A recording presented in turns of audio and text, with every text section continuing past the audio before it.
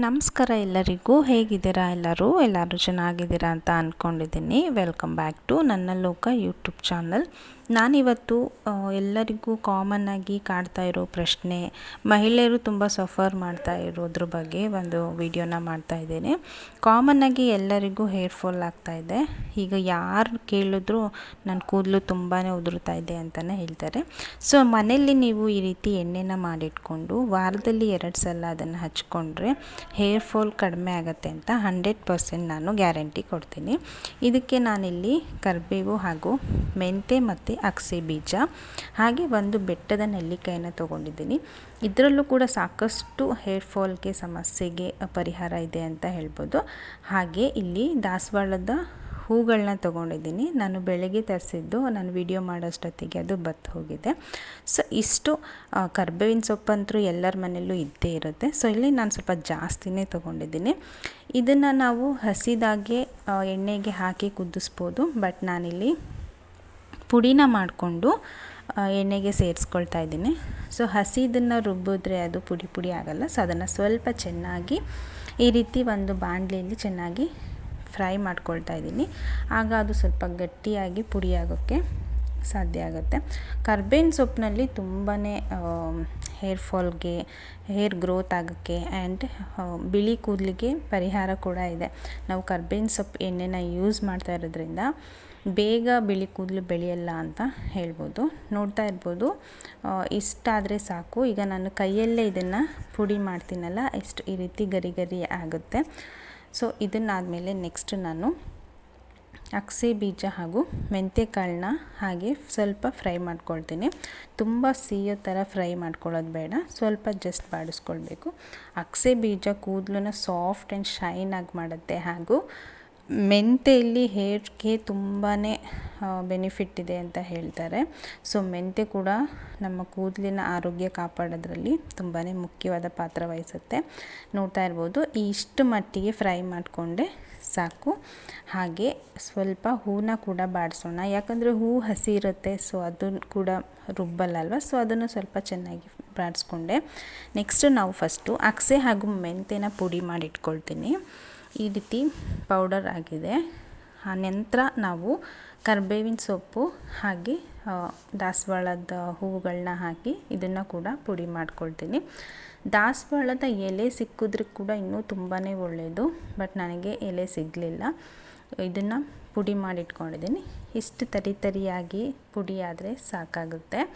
ನೋಡ್ತಾ ಇರ್ಬೋದು, ಇವೆರಡನ್ನ ಪುಡಿನ ನಾನು ಒಂದಕ್ಕೆ ಹಾಕಿ ಮಿಕ್ಸ್ ಮಾಡ್ಕೊಳ್ತೀನಿ. ಸೊ ಈಗ ನಾವು ಈ ಬೆಟ್ಟದ ನೆಲ್ಲಿಕಾಯಿನ ಸ್ವಲ್ಪ ಜಜ್ಕೊಳ್ತೇನೆ ನಾನು. ಅದನ್ನು ಚಿಕ್ಕ ಚಿಕ್ಕದಾಗಿ ಮಾಡಿಕೊಂಡು ಸ್ವಲ್ಪ ಜಜ್ಕೊಂಡು, ಇಷ್ಟು ಕ್ವಾಂಟಿಟಿ ಕೊಬ್ಬರಿ ಎಣ್ಣೆ. ಇದು ಯಾವುದೇ ಥರದ ಅಂಗಡಿಯಲ್ಲಿ ಸಿಗೋ ಕೊಬ್ಬರಿ ಎಣ್ಣೆ ಇಲ್ಲ, ಮನೆಯಲ್ಲೇ ಒಣ ಕೊಬ್ಬರಿಯಿಂದ ಮಾಡಿಸಿದ ಕೊಬ್ಬರಿ ಎಣ್ಣೆ. ಸ್ವಲ್ಪ ಕೊಬ್ಬರಿ ಎಣ್ಣೆ ಬಿಸಿ ಆದಾಗ ಇದಕ್ಕೆ ನಾನು ಜಜ್ಜಿರ್ಕೊಂಡಿರೋ ಬೆಟ್ಟದ ನೆಲ್ಲಿಕಾಯಿನ ಸೇರಿಸಿ ಹಾಗೆ ಪುಡಿ ಮಾಡಿ ಇಟ್ಕೊಂಡಿರೋ ಮಿಶ್ರಣನ ಇದಕ್ಕೆ ಹಾಕಿ ಚೆನ್ನಾಗಿ ಬಾಯ್ಲ್ ಮಾಡ್ಕೊಳ್ಬೇಕು. ನಾವೀಗ ಕರಿಬೇವಿನ ಸೊಪ್ಪು ಎಲ್ಲ ಡೈರೆಕ್ಟಾಗಿ ಹಾಕಿದರೆ ಅರ್ಧ ಕೊಬ್ಬರಿ ಎಣ್ಣೆ ಅದರಲ್ಲೇ ಇರುತ್ತೆ. ಸೊ ಈ ರೀತಿ ಪುಡಿ ಮಾಡಿ ನಾವು ಹಾಕ್ಕೊಂಡು ಅದನ್ನು ಸೋಸ್ಕೊಂಡ್ರೆ ಫುಲ್ ಎಲ್ಲ ಕ್ವಾಂಟಿಟಿ ಎಣ್ಣೆ ಒಳಗೆ ಚೆನ್ನಾಗಿ ಮಿಕ್ಸ್ ಆಗಿರುತ್ತೆ. ಸೊ ಈ ಎಣ್ಣೆ ತಲೆ ಕೂದಲಿಗೆ ವಾರದಲ್ಲಿ 2 ಸಲ ಹಚ್ಕೊಂಡ್ರೆ ನಿಜವಾಗ್ಲೂ ಹೇರ್ ಫಾಲ್ ಕಡಿಮೆ ಆಗುತ್ತೆ. ಹಾಗೆ ಕೂದಲು ತುಂಬ ಚೆನ್ನಾಗಿ ಬೆಳೆಯುತ್ತೆ. ಯಾರಿಗೆಲ್ಲ ಬಿಳಿ ಕೂದಲು ಜಾಸ್ತಿ ಇದೆ ಅದು ನೆಕ್ಸ್ಟು ಸ್ವಲ್ಪ ಅವಾಯ್ಡ್ ಆಗುತ್ತೆ. ಸೊ ನನ್ನಮ್ಮ ನಾನು ಚಿಕ್ಕಕ್ಕಿದ್ದಾಗಿಂದ ಕರಿಬೇವಿನ ಸೊಪ್ಪಿನ ಎಣ್ಣೆನ ತುಂಬಾ ಹಚ್ತಾಯಿದ್ರು. ಸೊ ನನಗೀಗ ಏಜ್ ಬಂದು 29. ಇನ್ನೂ ಒಂದು ಕೂಡ ನನಗೆ ವೈಟ್ ಹೇರ್ಸ್ ಆಗಿಲ್ಲ. ಅದು ಯಾಕೆ ಅಂತ ಗೊತ್ತಿಲ್ಲ. ಬಟ್ ನಾನು ಕರಿಬೇವಿನ ಸೊಪ್ಪು ಎಣ್ಣೆ ನಾನು ಒಂದು 5-6 ಸ್ಟ್ಯಾಂಡರ್ಡಿಂದನೂ ಯೂಸ್ ಮಾಡ್ತಾಯಿದ್ದೀನಿ. ಸೊ ಈ ರೀತಿ ಸ್ವಲ್ಪ ಬಾಯ್ಲ್ ಆದಮೇಲೆ ಇದನ್ನು ಓವರ್ ನೈಟ್ ಹಾಗೆ ನೆನೆಸಿಟ್ಟು ನೆಕ್ಸ್ಟ್ ಡೇ ಮಾರ್ನಿಂಗ್ ಇದನ್ನು ನೀಟಾಗಿ ಒಂದು ಸಲ ಮಿಕ್ಸ್ ಮಾಡಿ ಒಂದು ಸೋಸ್ಕೊಂಡು ಅದನ್ನು ಒಂದು ಬಾಟಲ್ಗೆ ಹಾಕಿ ಇಟ್ಕೊಳ್ತೀನಿ. ಆಲ್ರೆಡಿ ಸ್ವಲ್ಪನೇ ಇತ್ತು ನಾನು ಲಾಸ್ಟ್ ಟೈಮ್ ಮಾಡ್ಕೊಂಡಿದ್ದು. ಹಾಗಾಗಿ ಇದನ್ನು ಮಾಡಬೇಕಾದ್ರೆ ಒಂದು ವಿಡಿಯೋನ ಮಾಡೋಣ ಅಂತ ಒಂದು ವಿಡಿಯೋನ ಮಾಡಿಕೊಂಡೆ. ಈ ರೀತಿ ಚೆನ್ನಾಗಿ ಮಿಕ್ಸ್ ಮಾಡಿ ಇದನ್ನು ಡೈರೆಕ್ಟಾಗಿ ಹಚ್ಕೊಳಕ್ಕೆ ಆಗಲ್ಲ. ಸೊ ನಾನು ಒಂದು ಜಾಲರಿಯಿಂದ ಇದನ್ನು ಸೋಸ್ಕೊಂಡು ಒಂದು ಬಾಟಲ್ಗೆ ಹಾಕಿಟ್ಕೊಳ್ತೀನಿ. ನಾನು ಮಾಡ್ಕೊಂಡಿರೋ ಈ ಎಣ್ಣೆ ನಾವು ವೀಕ್ಲಿ 2 ಡೇಸ್ ಹಚ್ಕೊಳ್ತೀವಿ ಅಂದರೂ 3 ಮಂತ್ಸ್ ಬರುತ್ತೆ. ಹಾಗೆ ಈಗ ಸೋಸ್ಕೊಂಡಿರೋ ಈ ಮಿಶ್ರಣ ಇರುತ್ತಲ್ಲ, ಅದು ಹಿಂಡಿರೋ ಮಿಶ್ರಣನ ಬೇಕಾದರೆ ನಾವು ಒಂದು ದಿವಸ ಹೇರ್ ಪ್ಯಾಕ್ ಅಂತ ಕೂಡ ಹೇರ್ಗೆ ಚೆನ್ನಾಗಿ ಅದನ್ನು ಹಚ್ಚಿ 1 ಅವರ್ ಬಿಟ್ಟು ನಾವು ಹೇರ್ ವಾಶ್ ಕೂಡ ಮಾಡ್ಬೋದು. ಅದನ್ನು ಕೂಡ ವೇಸ್ಟ್ ಮಾಡೋ ಅವಶ್ಯಕತೆ ಇರೋದಿಲ್ಲ. ಸೊ ಇವೆಲ್ಲ ಇಂಗ್ರೀಡಿಯೆಂಟ್ಸ್ ಮನೆಯಲ್ಲೇ ಸಿಗುತ್ತೆ. ಮನೆಯಲ್ಲಿ ಇರುವಂಥ ಇಂಗ್ರೀಡಿಯೆಂಟ್ಸ್ನ ಹಾಕಿ ನಾವು ಈ ರೀತಿ ಚಿಕ್ಕ ಪುಟ್ಟ ಎಣ್ಣೆನ ತಯಾರಿಸ್ಕೊಂಡು ನಾವು ತಲೆಗೆ ಹಚ್ಕೊಳ್ಳೋದ್ರಿಂದ ನಮ್ಮ ಕೂದಲಿನ ಆರೋಗ್ಯವನ್ನು ಕಾಪಾಡ್ಕೊಳ್ಬೋದು.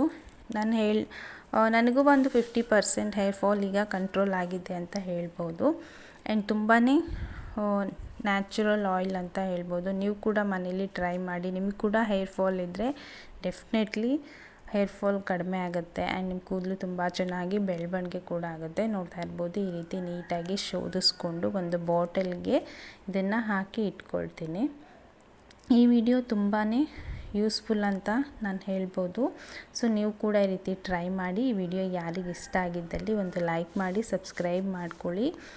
ನನ್ನ ಚಾನಲ್ಗೆ ನಿಮ್ಮ ಸಪೋರ್ಟ್ ಯಾವಾಗಲೂ ಹೀಗೆ ಇರಲಿ ಅಂತ ಕೇಳ್ಕೊಳ್ತಾ ನನ್ನ ಇವತ್ತಿನ ಈ ಒಂದು ವಿಡಿಯೋನ ಇಲ್ಲಿಗೆ ಎಂಡ್ ಮಾಡ್ತಾಯಿದ್ದೀನಿ. Take care. Thank you so much.